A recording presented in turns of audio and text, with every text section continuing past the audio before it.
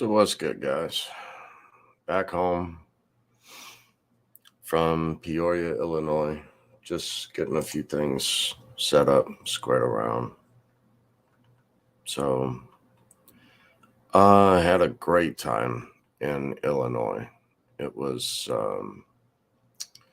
trying to get this. Where is? There we go. Okay. Get a little background going, I guess. So, yeah, I went to Peoria, Illinois. Whole trip was just epic. Loved it.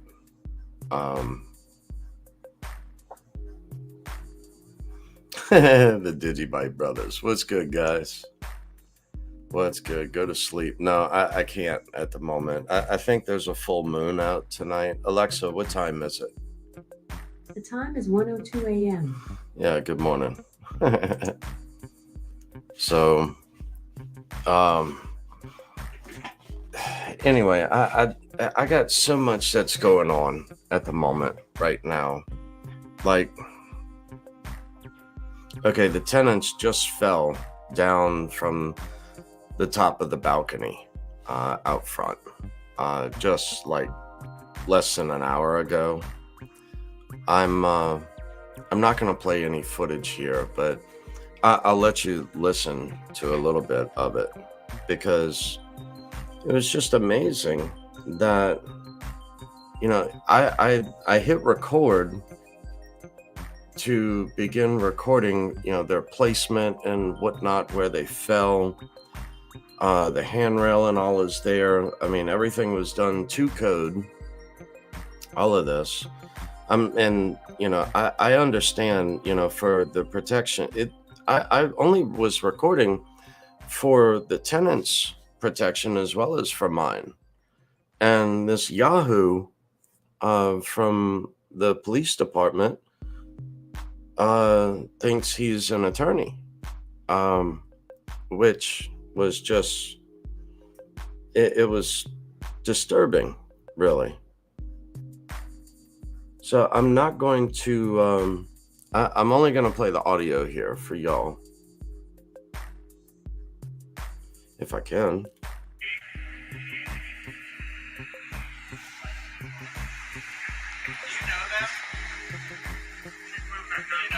I'm the owner. Sir, turn that camera off. Are you serious? Are you freaking serious? Turn that damn camera off. This is... Listen to that again.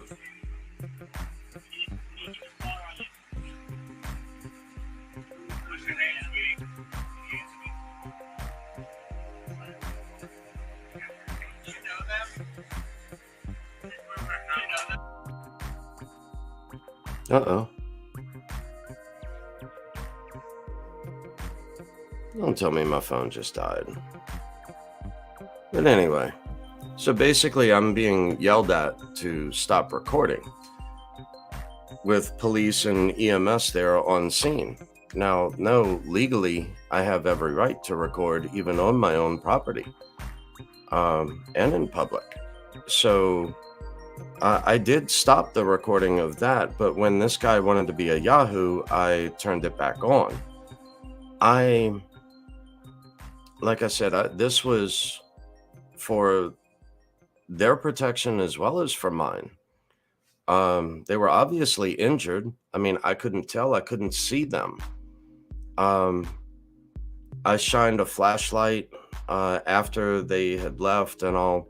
The lady, she was unconscious, and the man, the husband, was uncooperative. I don't know how mangled they were. I don't know any of that. I do know that there was blood and vomit on the concrete. I don't know how much blood. I won't be able to tell that till morning. But everything was built to code. So it as far as the handrail, the stairs, all of that was built to code. So, I gave the tenants a good bit of time to move out, and I would want to ask for a toxicology report because they are drunks. They drink heavily every night. So them falling down the stairs, is this an attempt at suing me? Or to sue the insurance company? I don't know.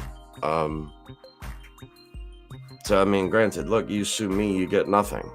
So but I was recording for legal purposes. I was not recording to post their images on YouTube and Twitter and whatnot. That was not what I was.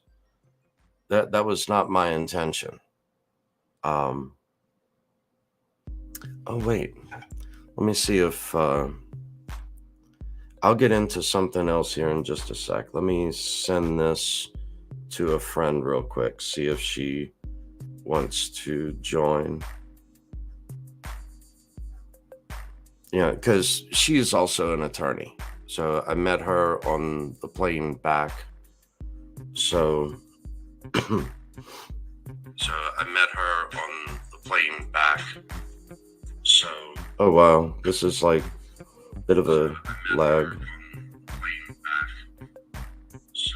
Oh wow, this is like a bit of a lag.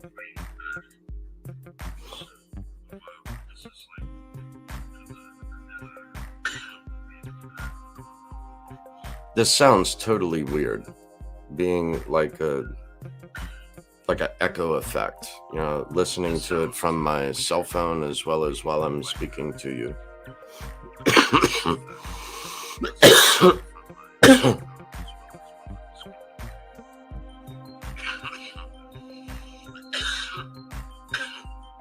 Excuse me.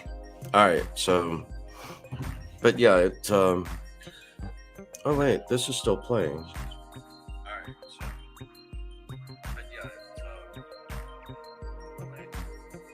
All right, I had to turn that back off. All right, so yeah, the tenants, they, you know, I just heard, you know, the quick little whoop whoop, you know, from the police out front. I was just sitting down, beginning to look at markets and whatnot, and dive in a little more. Of course, my sleeping habits are like all over the place at the moment. So I was up and I heard the little whoop whoop, went outside, and there's just lights. All I see is lights everywhere, you know, the red and blue lights. And, you know, they're out there, you know, being tended to. But like I stated earlier, this was for my protection as well as for theirs. So that's the only purpose of it recording. That was not to publish that, you know, for YouTube and Twitter out here. That was not my intention. This was more from a legal standpoint. And this Yahoo just, I guess, thought just the opposite. But no, it was for my protection as well as for theirs.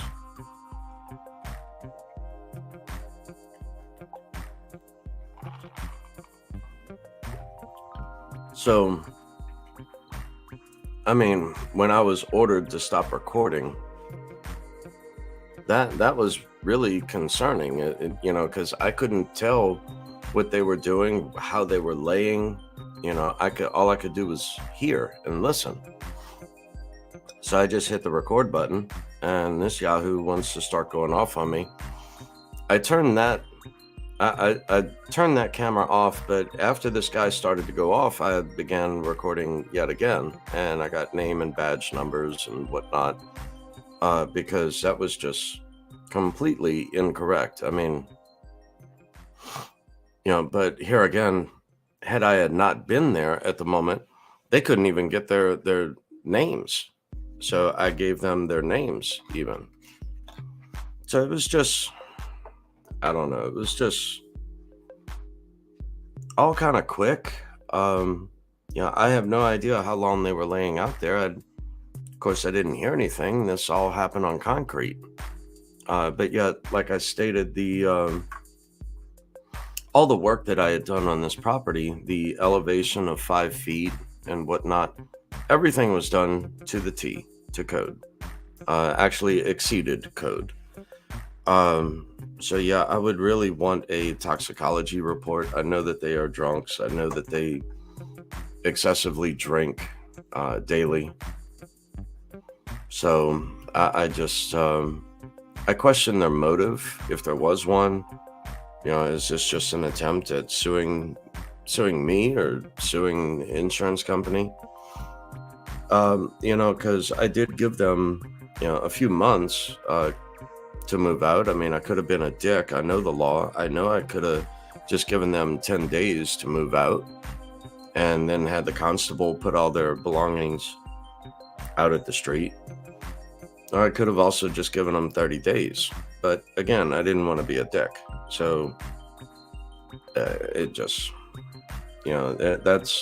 that's automatically where my mind is going, is that this is going to be a lawsuit. So, or a suit against my insurance company. So my best advice, bring your A game. That's about all I can say. So other than that, it's just, I don't see how. I don't understand how I can be sued if everything exceeded code.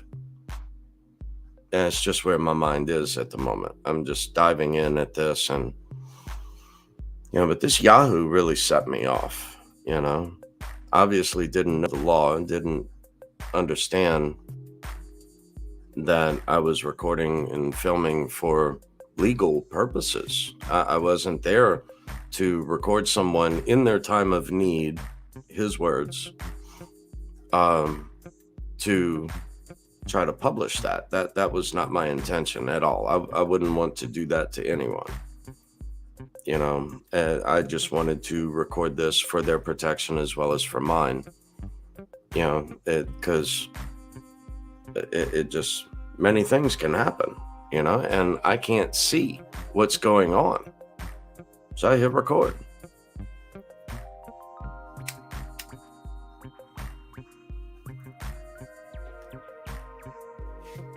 Little cigar.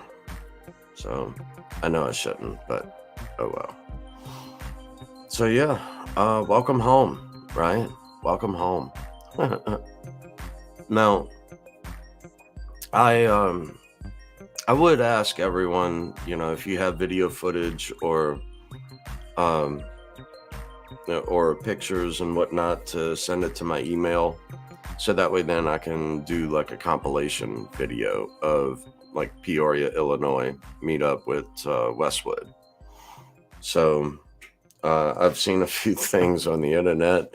You probably have too, of me singing and dancing and rapping, of like Two Live Crew. So, and I have no idea how I remembered the lyrics to all of that. I just don't. It just, I guess because I lived it, maybe. So I like tie emotions into different songs and different lyrics. They have different meanings for me.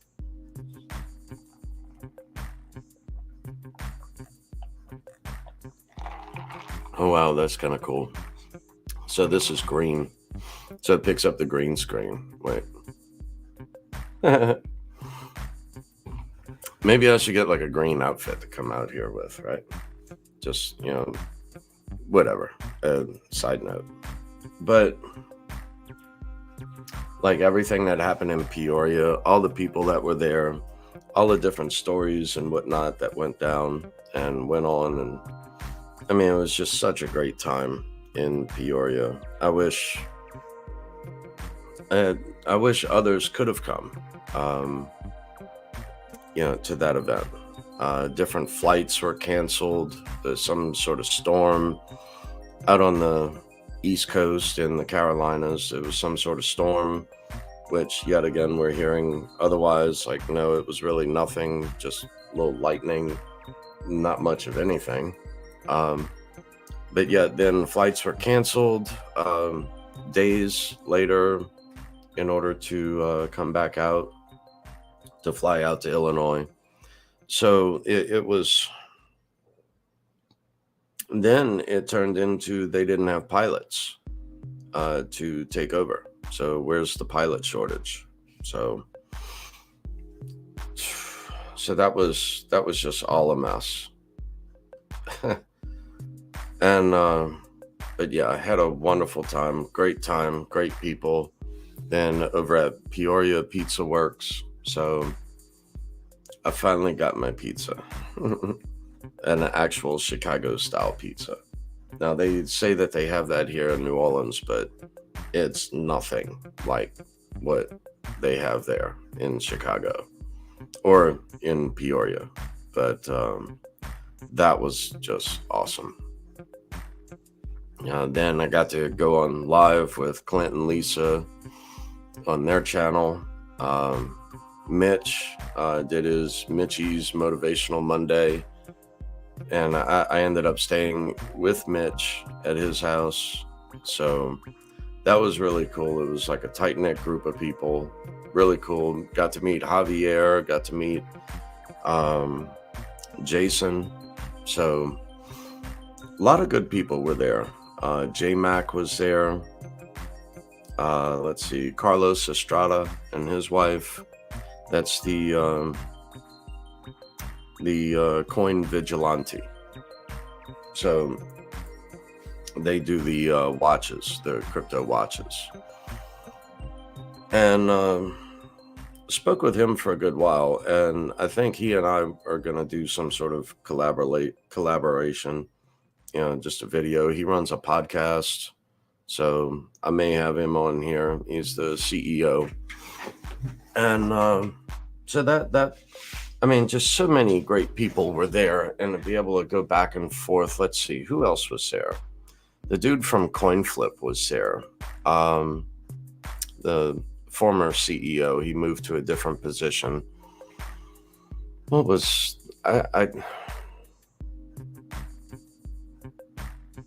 Dan Pulowski, that was it. So Dan Pulowski was also there, and his wife or girlfriend. I think they didn't live that far. They were only in Chicago. Let's see, Silvertooth also came by. So Silvertooth is still running two S9 miners and running the SHA-256 algorithm for Digibyte.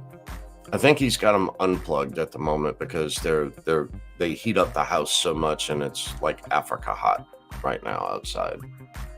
So, but let's see. I mean, it all just happens so fast. I mean, whenever you go to an event, you really, my intention was to take like a week and do a week vacation. So I loved it. I was able to kick my feet up, take my time. I wasn't in a rush. That's the way I like to do these kind of events, just to travel and get to go have fun and spend time with good people. So let's see, what else? We didn't have any half orders though. So we didn't go back to the same diner. The diner there was just like epic. Here's Paulie P ordering. He wanted 2 orders of hash browns.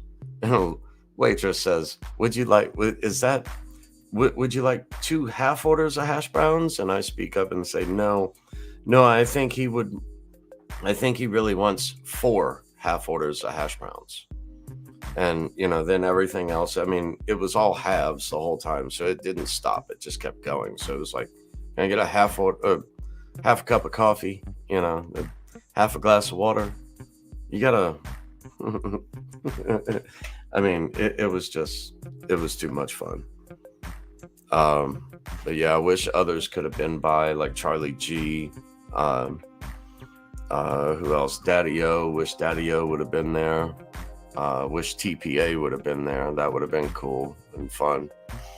So just great bunch of people that I've met within crypto. And I've been meaning to come out here and do a little video, but I just, one thing led to another. Speaking of which, right? So no coincidences, right? So dig this. I guess at times you have to be there, right? But on this one instance, maybe you'll get it. So, and I've never had anything like this ever happen to me before. So here I was, leaving Peoria. I was there early, all of that. So this time my luggage was able to fly with me. I did not have to meet up with my luggage like I did before, where, I was early for the flight, but my luggage couldn't fly. So my luggage missed the flight by like 7 minutes.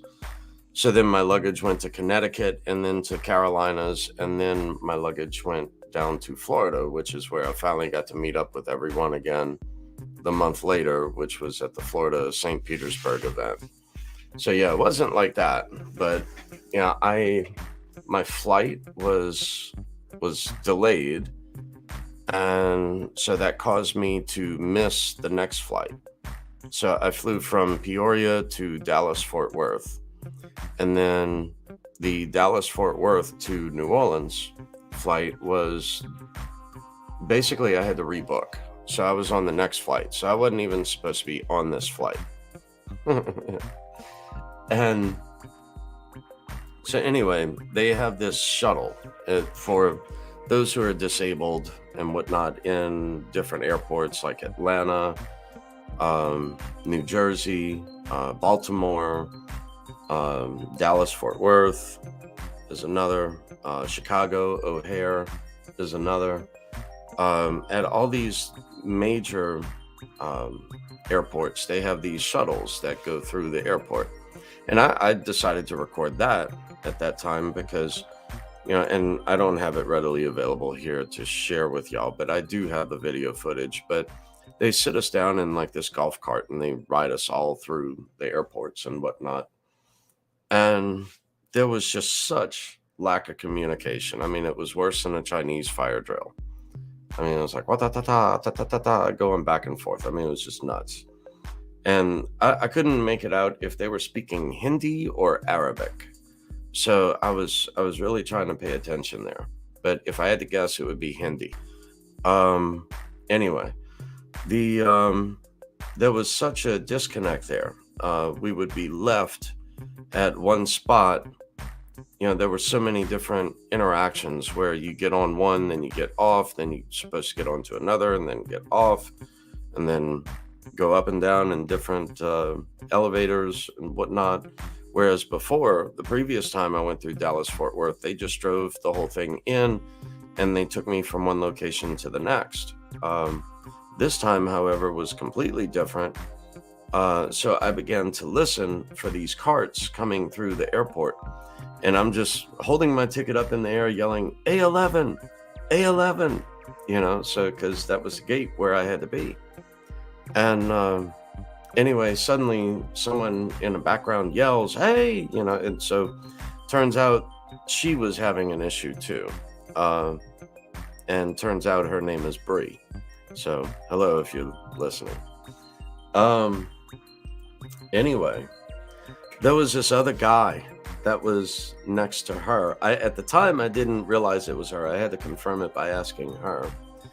And this guy was just completely drunk, torn up, so bad. I mean, this dude was messed up out the frame. And, just the mumbles and whatnot of this guy was just hilarious. We get dropped off over at our gate and we're sitting there. And they're trying to load people back up on the cart, and this guy is like going off, and I'm telling both the flight attendant who was sitting next to me, we had a good conversation. Same thing with Bree. We all just had a great conversation there. And I'm like, oh, wait a second. Wait, here comes. Wait for it. Because the guy was starting to get irritated and go off. So it was like, it was rather comical. Yeah. So anyway, I sit down next to this flight attendant and I start speaking with her for a little while. And I guess the flight was a little delayed. I'm not really sure. But anyway, speaking with her for a little bit, and she was like, so you're going to New Orleans? I'm like, I hope so. So because, I had been all over the place and been put in wrong positions, whatnot. Turns out so had Bree. Bree was like trying to make it from one spot to another throughout Dallas Fort Worth, and finally had enough. So she was having issues as well with the transport system within the airport. So as far as having to yell, scream, holler, she was ready to throw stuff at them, having other people trying to flag them down, that kind of stuff. So I'll share that in another video later. But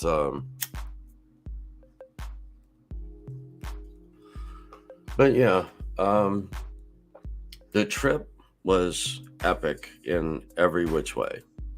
The trip there, the whole time there, was just epic. Now, the trip there, I was the one snoring on the plane that time because y'all may recall I was up for like 30 something hours watching the market to see if my limit buy orders would trigger, and I had other funds on the sidelines ready to trigger those orders. So, you know, I couldn't go to sleep. I was too excited to sleep. What was that? The Disney commercial? So anyway. So yeah, I was the guy that was snoring on the way over there to Peoria, but it was like, you ever woke yourself up from snoring, right? Like, you know, all of a sudden, but like super, super loud. I can't even replicate it here. But it was like solidly out of one nostril, right? And from that one nostril, and it was so loud, and it just woke me up, and I could hear other people giggling, and I'm like, oh, I'm sorry, I had a nightmare. When I, you know, that it just, because I know the little girl next to me was cracking up a little bit, because I was just nodding off like crazy. But you know, the flight there, it just, I don't know. Each flight was like an hour and a half, maybe an hour and 40 minutes. And I might have been awake on each flight, maybe 30 minutes. So, but now the flight home, I've never had anything like this happen. So here I am, sitting, you know, now they had rebooked our seats and all, because I guess they figured Bree and I were having a good conversation. Same thing with the flight attendant. So they rebooked my seat next to hers. I didn't know this until I was coming up to the plane, and they basically told me, yeah, we sat you right across from her. I'm like, oh, okay, cool. So I get on the plane and I'm like, well, hello, you know, long time no see. So sit down, we have a good conversation for a little while, and this woman can actually speak well, and I was impressed. So we could hold a conversation and go back and forth for a while. And turns out the other night we were on the phone, last night, yeah, like 7.5 hours.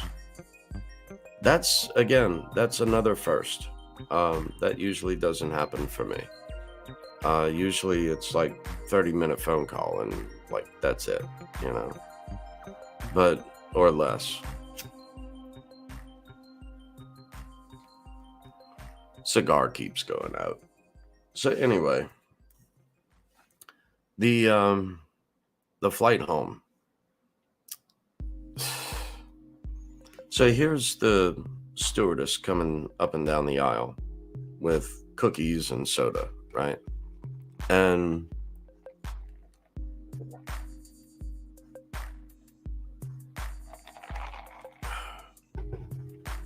so I get my cookies and eat my cookies, have my soda, pour it in the glass of ice. So I still have half of a soda in a 12-ounce can, and then the other half of the soda is a full glass of ice and soda. Now, everything's going fine, everything's going smooth, a little bit of ears popping, nothing bad. You know, the flight had no turbulence, so everything was good. So plane was nice and steady the whole flight. And then suddenly, just spastically, I don't know how or why, because I'm not normally like this. I'm not normally a spaz. And I just jumped. No reason. I just jumped and I knocked the drink, everything over into my lap. All of it in my lap. The entire soda, the entire can of soda, but the ice, everything. I'm trying to wave and whatnot, and there's no flight attendant paying attention. I don't know where they were, what they were doing. So then I yelled out, I've got ice on my balls.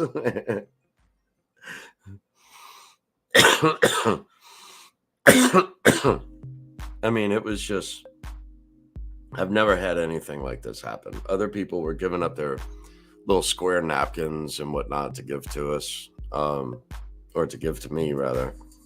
And there was still no one coming. We trying to wave and holler and everything else. And so Bree stands up and goes and walks down the aisle to get the flight attendant and to get some napkins, comes back, gives me the napkins. I mean, I'm drenched. There's still a pool of soda in the bottom of the seat because the seat was not cloth. The seat was like some sort of rubber material, whatever. And so, I cleaned that up, trying to dry myself off and get the ice back in the cup. And, asked me if I wanted another, and no, thank you. I'm done. I want no more to drink. I'm good, So anyway, Bree comes back and ends up knocking her drink off in her seat and sits down in her seat. So now she's soaking wet. I'm soaking wet. We're all in tears, crying, laughing the entire flight home.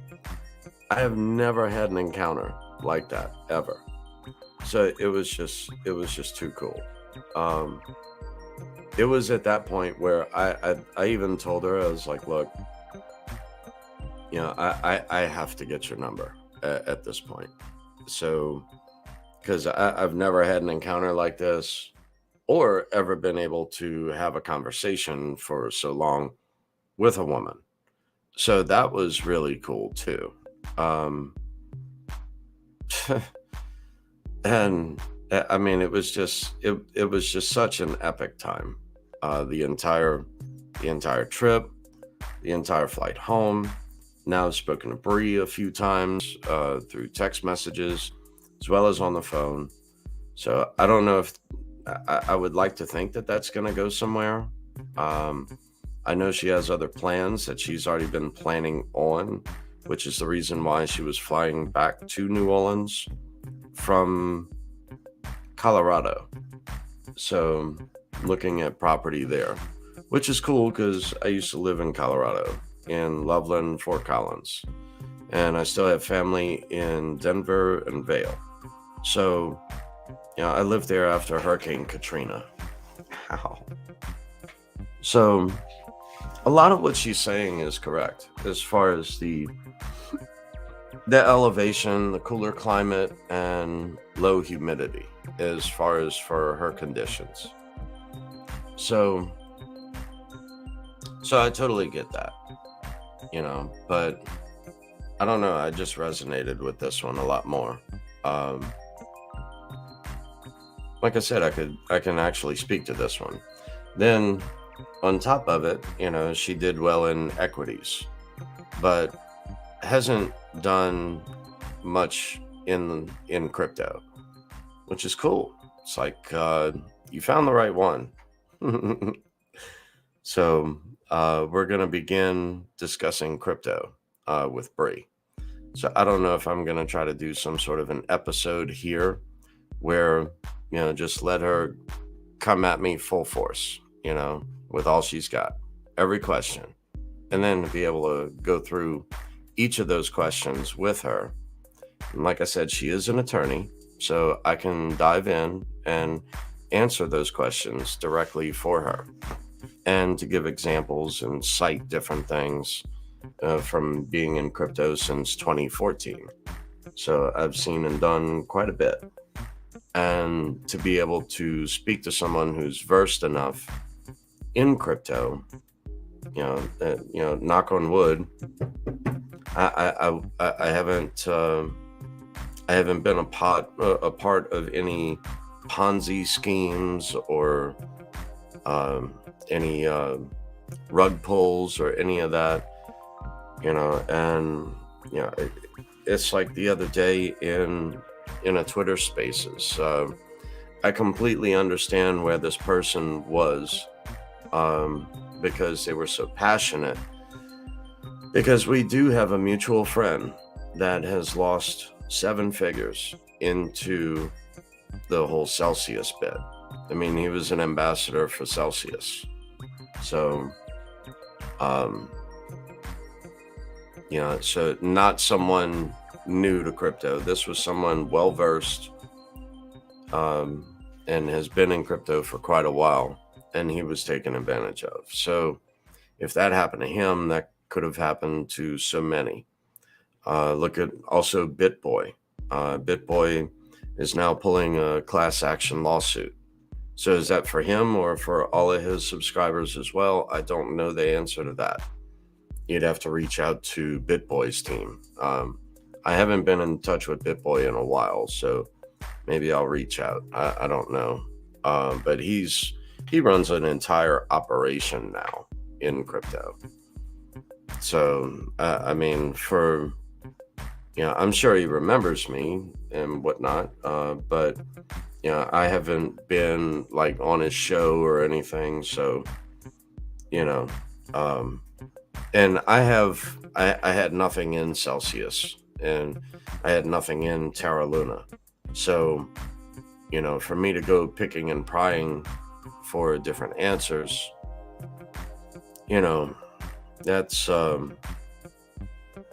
mean, I would hope that his class action lawsuit would also be able to enable others to join in on that, right? So, I mean, for all of his subscribers, I don't know, he's got 1.5 million subscribers now, something like that.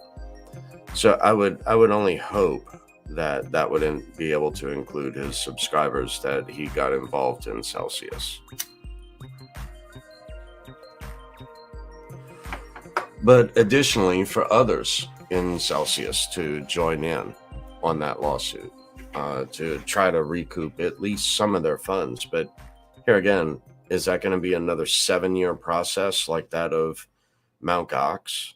I mean, so, and to try to recoup some of your investment capital, I don't know. My thing is, I've stated it many times, I take serious issue with any third party. Not your keys, not your coins. So, not your keys, not your digibyte. So, I'm a firm believer in that. I've seen it too many times. Look at Quadriga CX. Look at BitConnect. Look at Mt. Gox. These exchanges just fold and they walk away with your funds. So don't hold your funds on any exchange unless you're leaving them there to trade. That's it.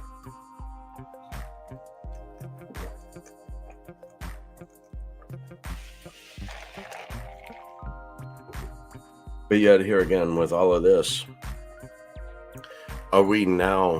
did we now just open the floodgates open for the SEC to come in and to dive into other projects like USDT, Tether and Block One? What about crypto.com, where you have staking rewards? You lock up your coins there. You don't hold your coins. That exchange is holding your coins and giving you a reward. But yet here's my thing, right?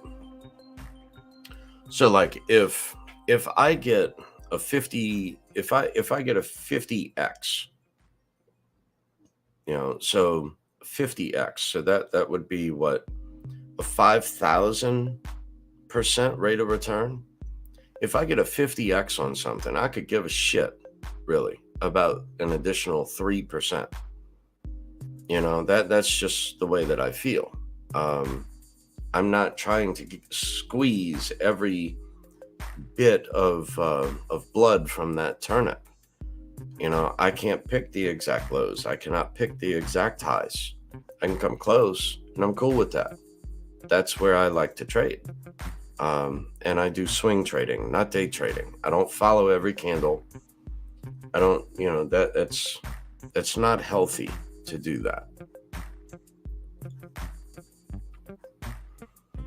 So yeah, what's about to come down with enforcement, right?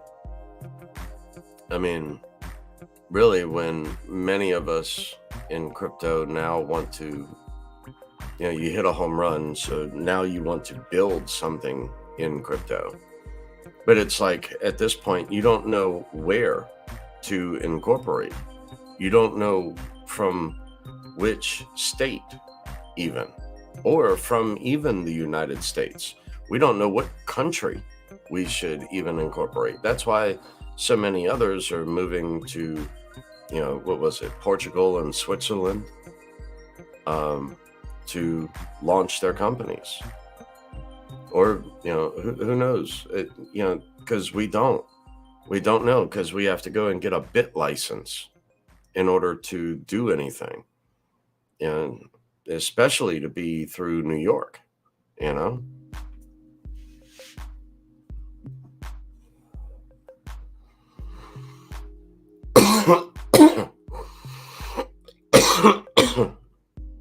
But like right now with the markets, at this point, it's anyone's guess, really. If I can pull up some markets, let's see. Let's go take a peek, shall we? What is this one? Yeah, that one will work. All right, get back here. Go to share screen. Where'd you go? Tab. Chain activity. Share. All right. Well, I'm back over here. Let's see. Move this around. Shake it all about. All right. Darn it. What's up, my heel?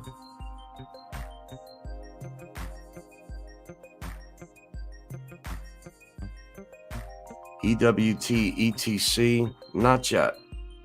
Ethereum Classic, I know a good bit of Ethereum Classic because I was there in Ethereum right after the DAO hack.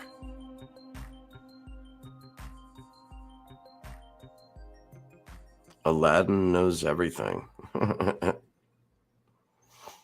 So, all right. Let me dive in to some of this a little bit. So, like with Bitcoin, like I was watching it live in the bar at Westwood. Let's go, let's just go 1 month. It might be in 7 day. I can't read that. That's all jagged mess. Right around here, Bitcoin dropped down to 17,000. Yeah, 17,500 and some change. I was watching that live. I had funds on the sidelines ready and waiting.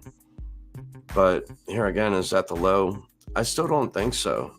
Really, I didn't think we were going to dip below 19,000, which now we're at 21,004.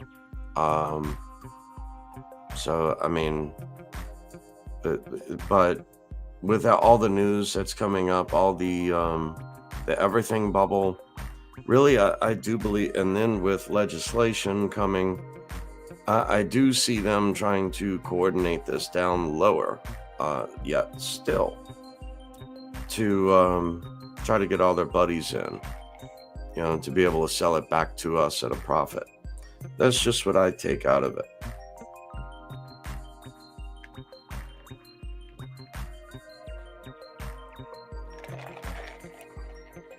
Because this is the 1 month. This is a 3 month. Let's go to the 1 year, right, of Bitcoin.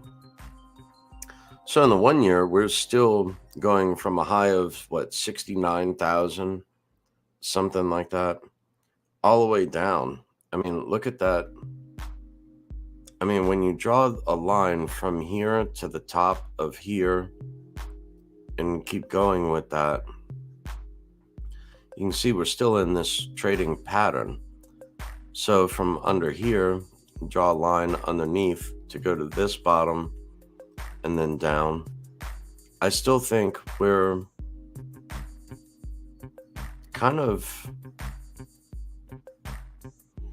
still trading in that same channel, lower lows and lower highs.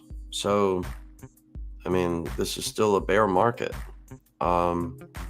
Is it as bad of a bear? I don't know, but I'm actually still yet expecting it to go down yet some more, which is why I had limit buy orders set out there so low. I mean, back when Bitcoin was, at its high, I've got videos out there of me sharing some of these different things, of putting in lower limit buy orders on the exchange just to be able to pick them up for so cheap, and they ended up filling. But yet this one, Digibyte, has not filled yet. So like back over here, drop down to 884. I remember like 883 or 833 or 0.00833. But I mean, even still at what, 1 cent or 0.0112, so just over 1 cent. When we look at, when you take that back up to its recent high of even, say, 8 cents. Just 8 cents, dude. I mean, that's an 800x return for whenever that day does come. I mean, and, if that takes another year or two, I'm fine with that. I can leave that there. But this is the all cycle. So this was the recent high, 20 cents. So that was the all-time high, was 20 cents or 20.8 cents of Digibyte. And right now we're at 1 cent. But look at this huge red wick candle. Look at that. I mean, but yet at the same time, like I've shared many times before, the different peaks. So you have 1, 2, 3, 4 peaks in the chart. And you just take that same fractal here and you have 1, 2, 3, 4 peaks. Same thing here. 1, 2, 3, 4 peaks. And all I'm doing is I'm overlaying rather, one fractal on top of another, and then the market cycle in between is roughly a year and a half. So are we going to have a year and a half at these levels? I don't know. I'm no soothsayer. Wait, where's my tea leaves? No, that's not a tea leaf. I had some leaves up here. Wait, oh, there they are. Yes. Hold up. Yes. So let's consult the tea leaves, right? All right. They say we're fucked. No, they have no clue. So yeah, I mean, I still trade this like, I mean, yeah, if you own none, it's better to own some. Not financial advice in any way, shape, or form. Not advice in any way, shape, or form, rather. However, what I'm doing, I'm looking at this over the next year of a bear market, because let's see, right in through here, you have 4 peaks, and then you also have this measured move down. Well, that measured move right there, that measured move down puts me, when I did the math, when I figured that out, puts Digibyte at current still yet at an all-time low of 0.006. Will it do that? I don't know, but I'm cool with a limit buy order out there at 0.0075. I'm never going to pick the tops and the bottoms, but I can come kind of close. And then I stagger taking profit into a bull market. So no one ever got hurt taking profit. And then by going into a bull market and saying, okay, I'm going to sell 20% at this level. Then I'm going to sell 20% at this level. Then another 10% at this level, in order to pay yourself back your capital investment, that sort of thing. Then the rest is house money. That's all. Or depending upon your portfolio, you may decide, the first sell is at 10%, then the second sell is at 15%, then the third sell is at 25%, then you still hold your other 50% off on the side. So it's just my way of doing it. I mean, your miles may vary, right? So, but like, let's take this. Okay, where was that? 0.0075. And I didn't buy this low. I bought it a little higher. Low here was at 0.00244. My last real major purchase of Digibyte was at 0.0035, which I shared with y'all from 0.0035, not to its all-time high of 20 cents, but just to 18 cents, was a 51x. So $10,000 basically became $510,000. So from this point, the low at 0.00244 from 00752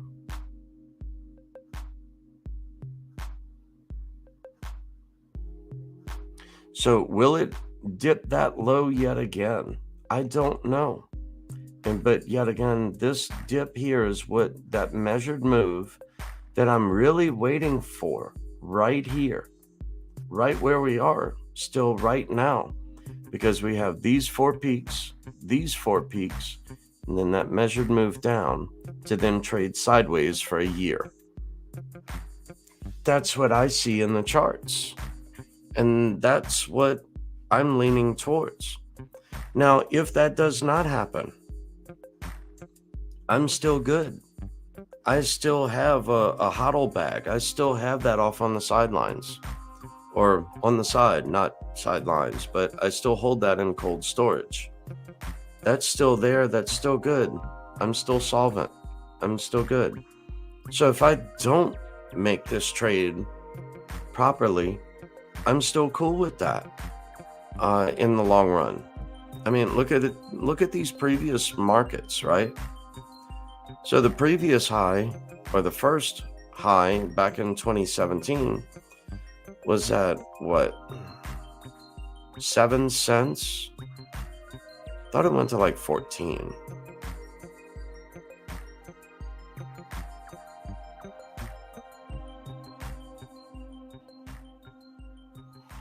Anyway, so just say 7 cents, then to this run, 14 cents, 2018.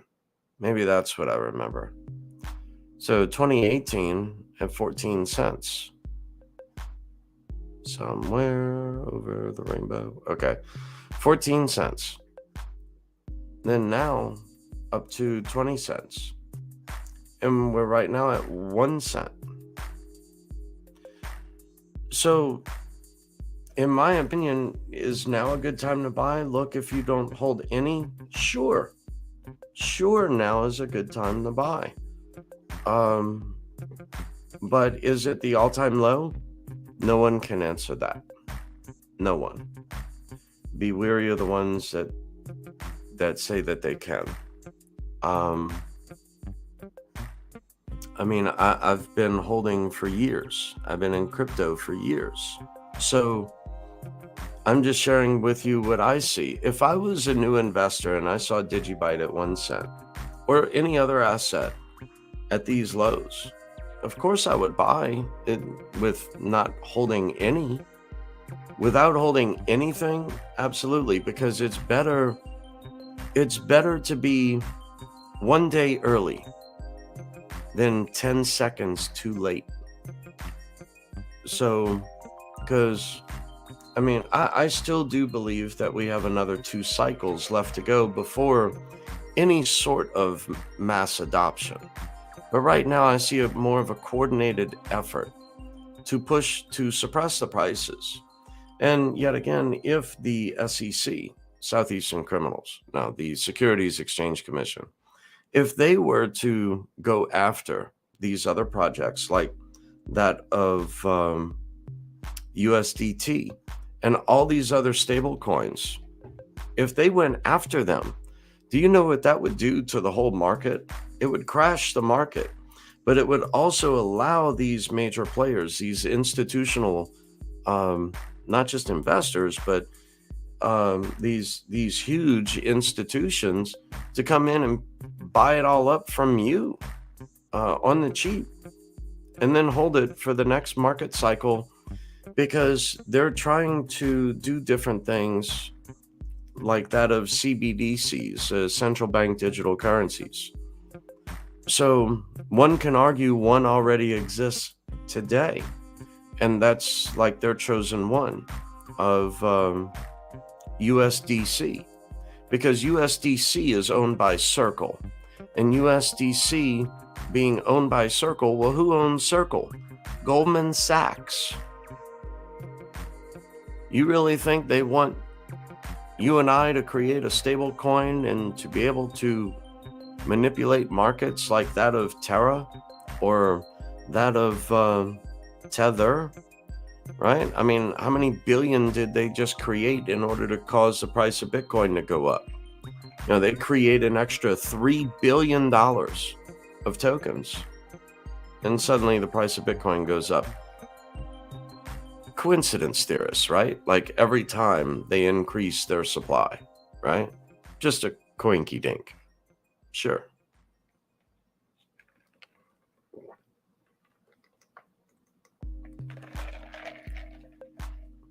Then legally change the definition. For every dollar of Tether, it used to be 1-to-1 backing by US dollar. Now they changed the definition to dollar or dollar equivalent. But yet, let's take another step back and see that, oh wow, so this is actually more like the Chinese gang, you know, I don't want to say too much there, but you get what I'm saying, right? So by having that, wouldn't they also have that dollar or dollar equivalent? Is that dollar equivalent tied into real estate and then tied into Evergrande, which has defaulted? And being that they're under CCP rule, so what? Like, they don't care. But yet you and I or everyone else within crypto is holding the bag. So if you don't know who the patsy is, guess what? You're it. That kind of thing. So, and then with them being able to go in and say no, you know, for the Department of Treasury and, you know, for the Federal Reserve, we're now going to have Fed coin. We're going to have this coin and that coin, which is great. I mean, go for it, try it. But the overwhelming population realizes that this is not cryptocurrency. This is just, whenever you hear CBDC, right, central bank digital currency, whenever you hear that, think infinite dollar without reporting, because that's what that is. It's not a true cryptocurrency where you and I can look at the blockchain and follow the blockchain for different transactions. They will never want to release that amount of power, which at that point, that gets back to where fundamentals come in with crypto. And look at the genesis block of that of Bitcoin and why it was created, because of the 2008 crisis. So, for an accounting mechanism, a truth protocol, because they can print to infinity and beyond. It's just the value, the worth of that dollar. So that's why I choose crypto, true crypto, with a known supply, with security, with other features involved in this technology. I mean, that's my whole argument with like that of Doge. Look, Doge, people, community, whatever. Look, Digibyte fixed Doge so that way it would still exist, along with other cryptocurrencies that Digibyte fixed, right? But like with Doge, why not instead? Okay, like for me, I'm not an investor in Doge. I just won't. It has no max supply. Look, it may do great things, but you can use any blockchain out there to do those kind of things, right? So but they do have the population's attention. It's a popular thing for some of these people, and that's it. So why not use that? And if you want to do something, just go ahead and do it. Don't tell me, that it can do this or it could do that, and it can do that too, when all these other blockchains have been building these different things. And your only argument to me is that, well, yes, it can do that, and yes, it can do that. Great. Where is it? We built it. You haven't. Where is it? That's what I'm saying. Yeah, it could be done. In theory, sure. Great. Happy for you. Do it. That's where I'm at with Doge. You got a fanboy out there, which if it wasn't for him, you'd have nothing, because you're just profiting off of the Tesla boy. So Elon Musk, that's it. I would make it, and I've heard this from other people even, like, it can be used for so many different things. Well, with the market advantage of popularity, why not use it? Go for it. Go do it. Go build it. Don't tell me, oh yeah, it can be done. Sure, in theory, anything's possible. Make the code work. That's where I'm at.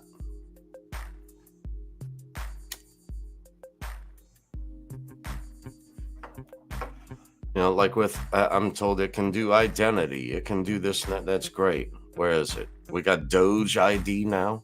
No, that doesn't exist. Doge ID. Wouldn't that be funny, right?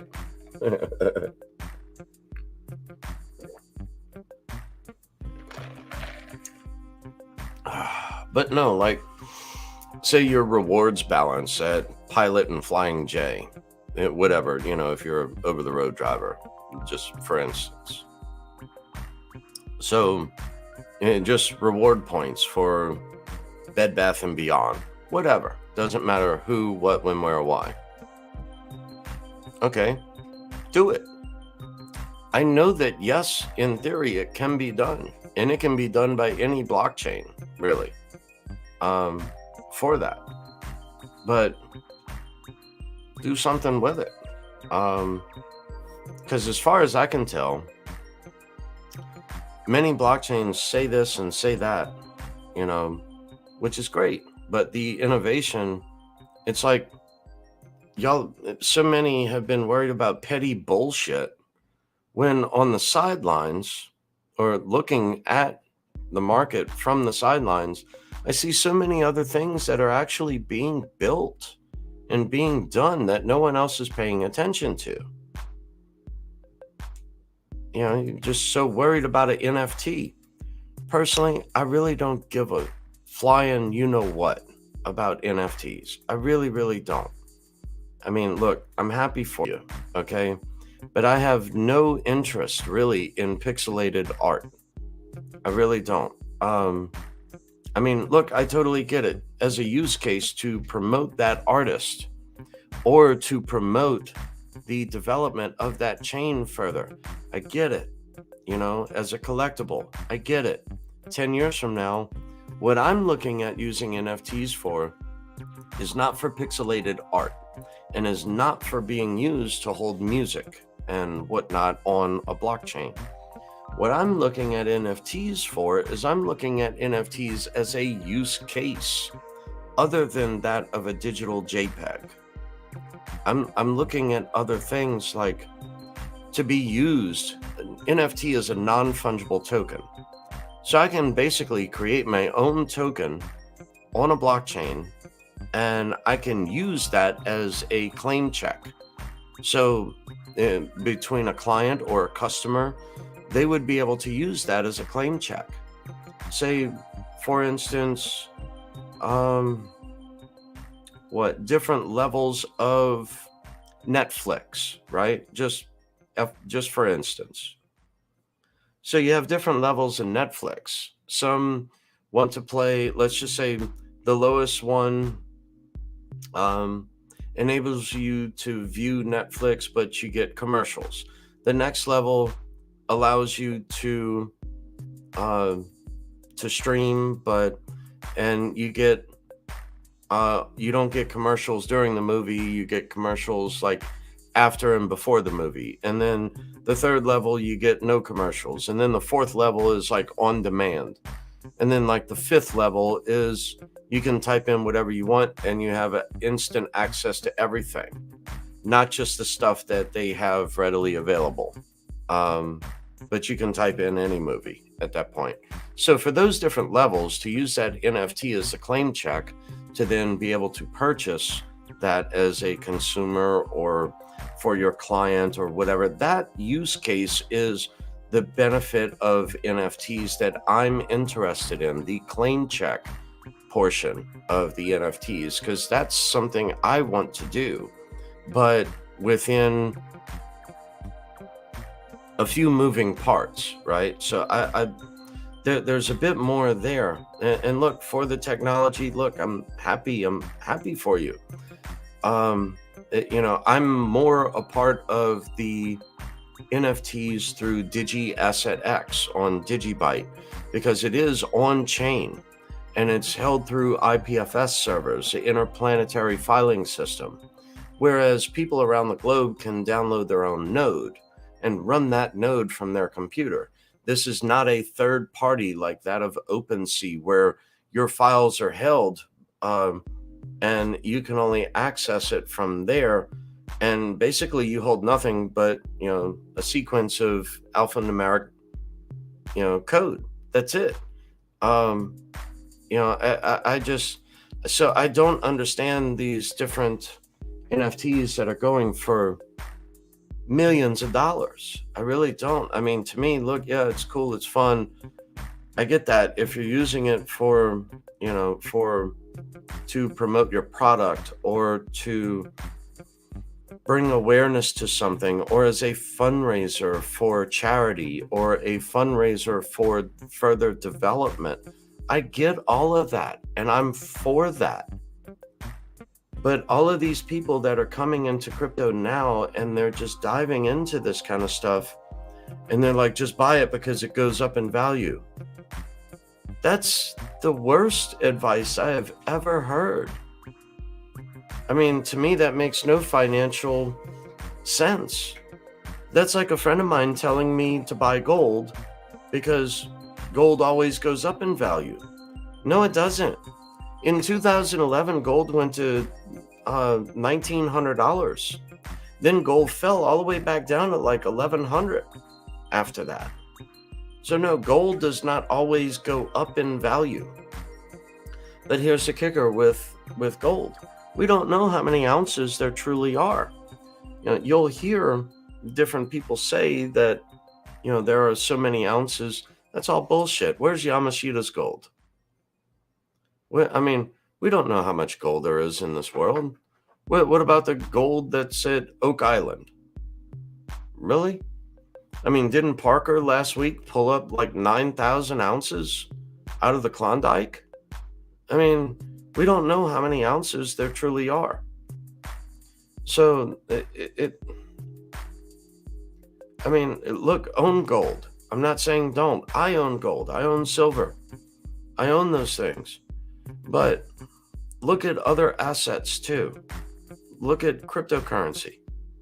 Because the benefit of crypto is that I'm not forced to forfeit that whenever I cross a border. There's something called civil asset forfeiture laws. You cannot cross any border in the world, including the United States, with more than $10,000. It's immediately confiscated. They steal it.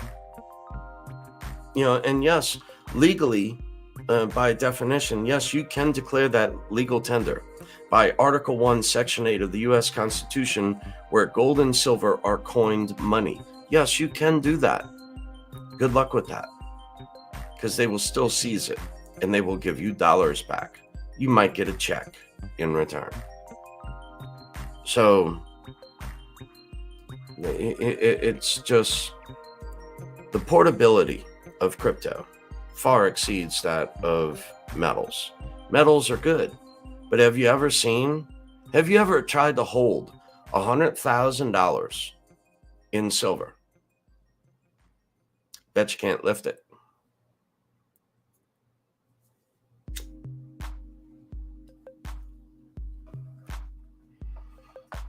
And how are you going to carry that on your back to cross any border? That's what I'm getting at. Yeah, it'll have value. But,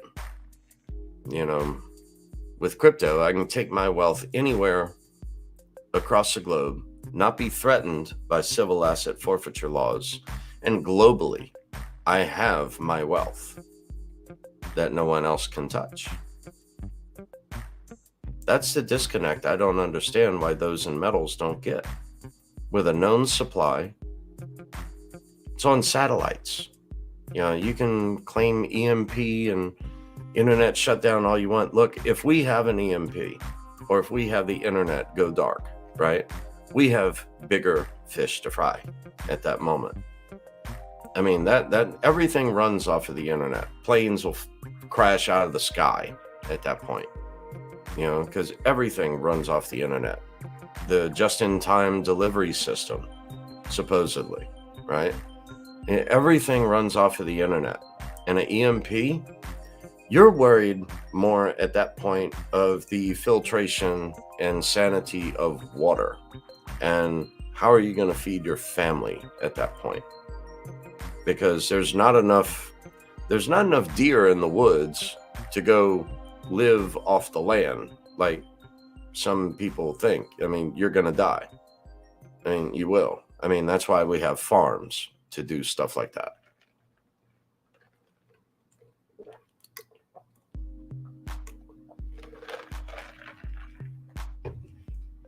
Besides, I mean, how many people are actually a survival expert other than the bullshit you come across on YouTube, right? I mean, have you ever lived in the woods for a month on your own? No help, with just a knife and a bow and arrow and a little fishing line. You ever did that? You ever lived a month in the woods? I mean, I haven't done a month, but I've done 3 weeks. I mean, I was a Boy Scout, so, but someone who's used to living in the city life is not going to know what to eat. I mean, they're more liable to, use the bathroom and wipe their butt with poison ivy. I mean,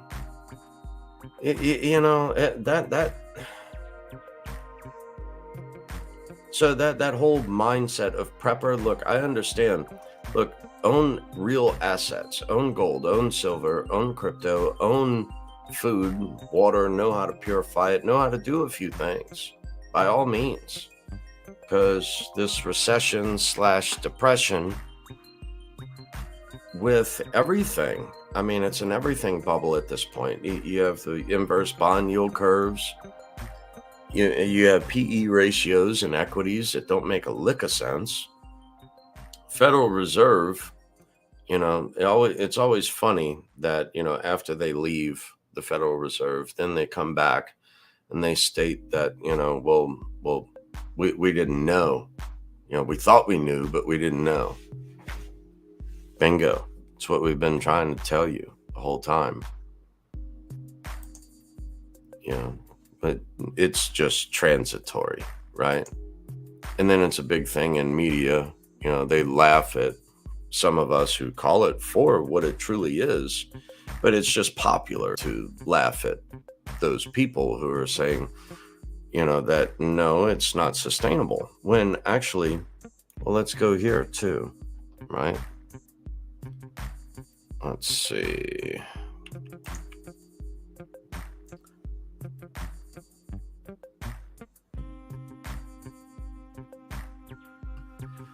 All right, let me get to, no, not there. Come on, dude.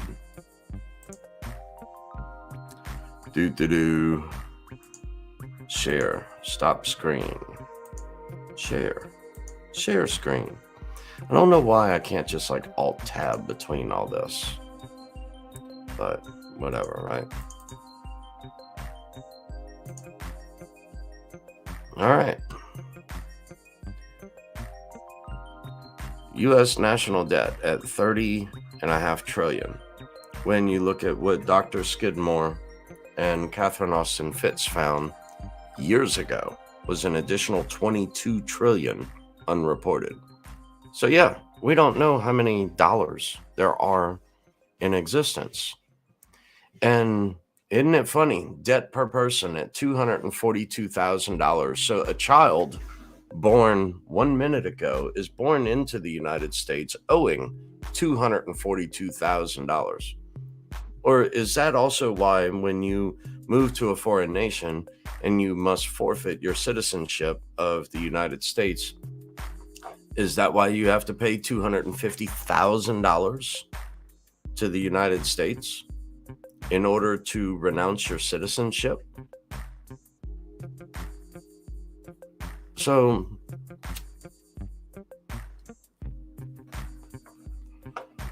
I mean, this is just the everything bubble. This is just stupid. It's flat out stupidity.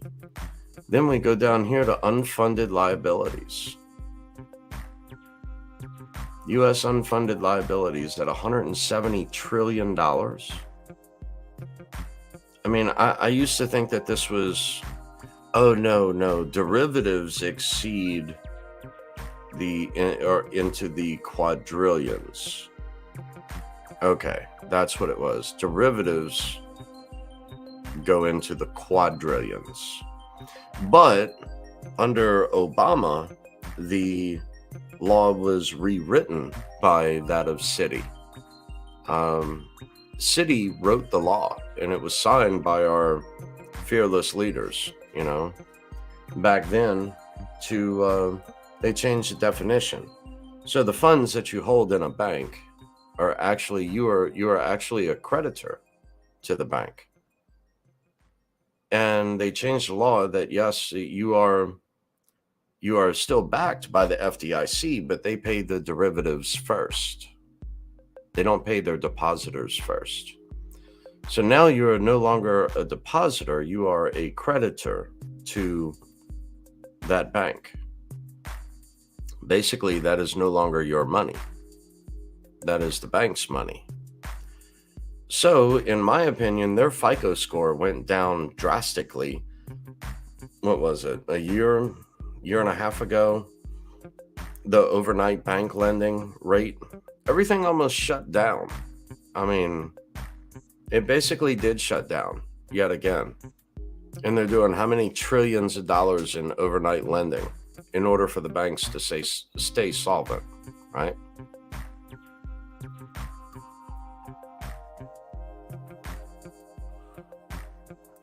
I mean, this figure alone, I remember back in 2011, that U.S. national debt became mathematically impossible to pay back.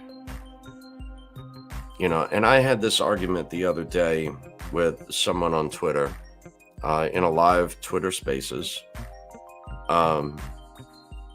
whereas they stated that the only president to have a surplus, who, you know, giving them praise, was Bill Clinton, when actually that is factually incorrect. He had a surplus of deficit spending. I give you that. His budget, that they go to Congress and say, okay, we have a budget in plan. This, and yes, he fell below that. He did have a surplus of that budget. However, the debt has never gone down. When year over year, we owe more year over year. Every dollar created into existence, whether through fractional reserve or through the Federal Reserve printing bonds, even, every dollar created is debt with 6% yield, giving to shareholders of the Federal Reserve. There are shareholders. They are a private institution. They are not federal. So, but back to the Clinton thing. So actually, Clinton did not have a surplus. That is bullshit. The last president to do that was Andrew Jackson. That was the last president who did that. So no, I do not give Bill Clinton credit for balancing the budget. And I mean, as far as balancing a budget, look, so what? We owed more that year and the year thereafter. Every year thereafter, we owed more. There was not a surplus. That's increasing the debt. Yet still, it's designed like this. It's just another fiat system. So over time, that's why the old money went into metals. That's how my family did well, was in metals. And because it will protect your wealth, it will shield your wealth from whatever the politicians want to do, whatever the money changers want to do. So, so yes, it will protect your wealth from whatever monetary system they have currently to whatever they want to create, like Bretton Woods. Or, you know, like ever since August 15th, 1971, President Nixon temporarily suspended the convertibility of dollars into gold. Temporarily. That was 1971. So since 1971, it has been a true fiat system. Fiat meaning by decree, by law. And what backs that dollar? Nothing. Nothing now backs that dollar. So be in real assets. Because the train has been off the rails for a while, and now the train is coming close to a cliff. So be in real assets, real estate, food, lead bullion, gold, silver, crypto. Be in real assets. Don't be in debt. Do not hold any debt. Because they're just going to move the goalposts yet again and cause more, I mean, in my opinion, hyperinflation. So, because, right, we exported our inflation. We gave the US dollar to all these foreign lands for their goods and services in return, mainly goods.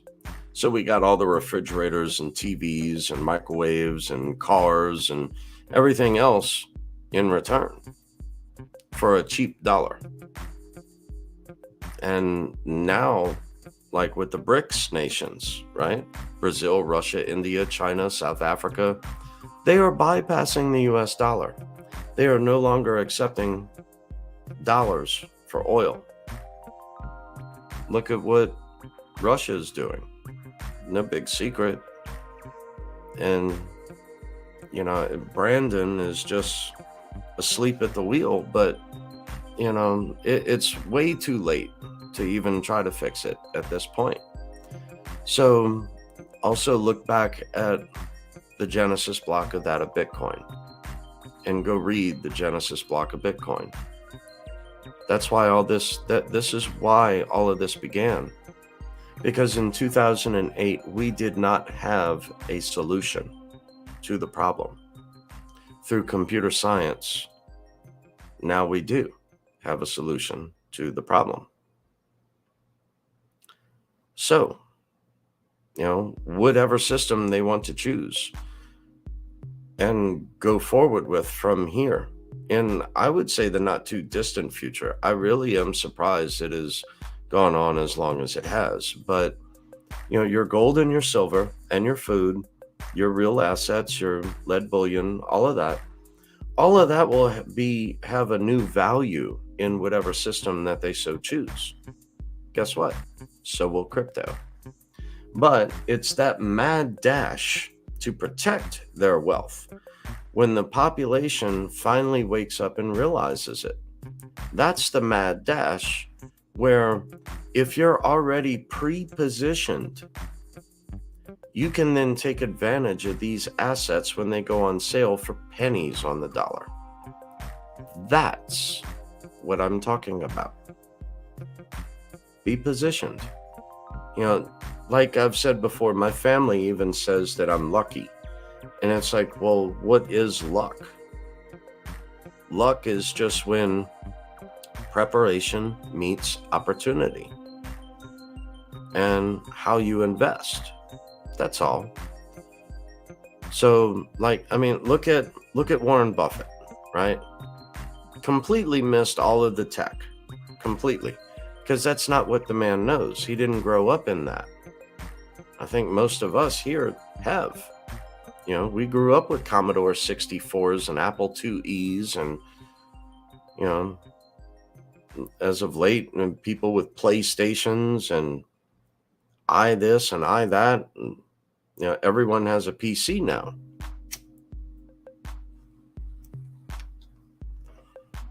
But yet this dude, I remember back in the dot-com era, I began in equities in 95, and, Warren Buffett wanted nothing to do with any of it. So yeah, he missed out on Google and Amazon, and, back then you were laughed at for owning Apple. I remember Apple selling at $7 to $12 between that ballpark. I was like, people just laughed at you for even wanting to buy Apple. And that was way back then. Where are those people today? The ones that were able to invest with money that they did not even need for next year. So it was not money that you could afford to lose. It was money that you did not even need for next year. And not trading on leverage. I got hit with a margin call. That is not fun. So I'd never trade with margin or with leverage. Now they want to just give it away, when back then you had to apply for credit in order to trade margin. When you look at most of these institutional investors, they never trade with more than 4x leverage. Why are you wanting to trade with 100x leverage? They see both sides of the trade and they will wipe you out. You may win once or twice. I give you that.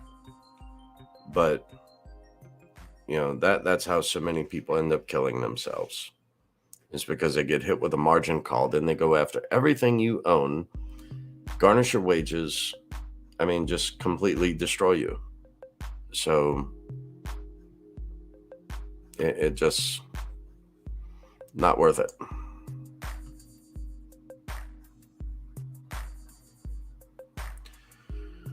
What are y'all up to? 12757.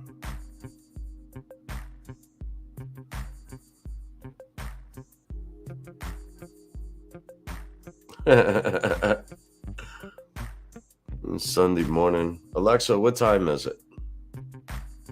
The time is 2:31 a.m. Yeah, it's Sunday morning here. So, yeah, I just kind of been going here for a little bit. I started out because it's like, you know, I know I started out with,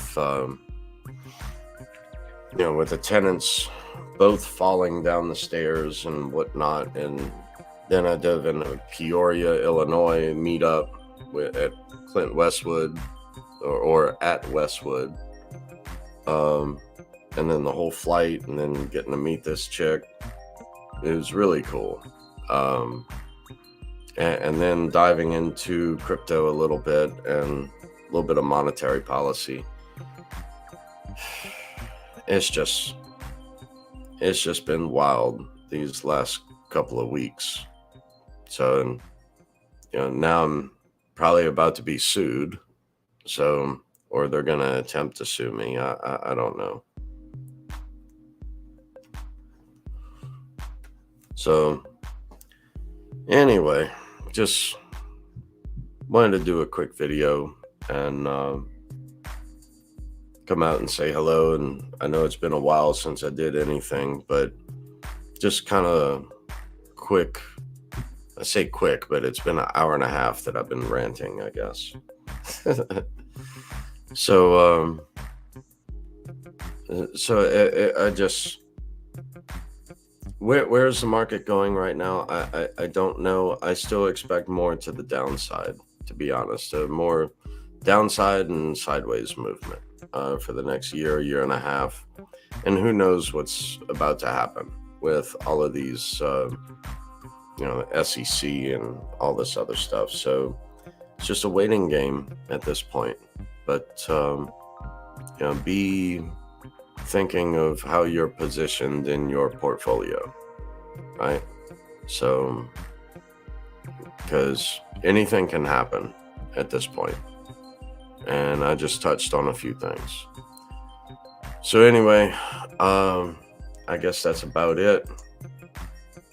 And let's see.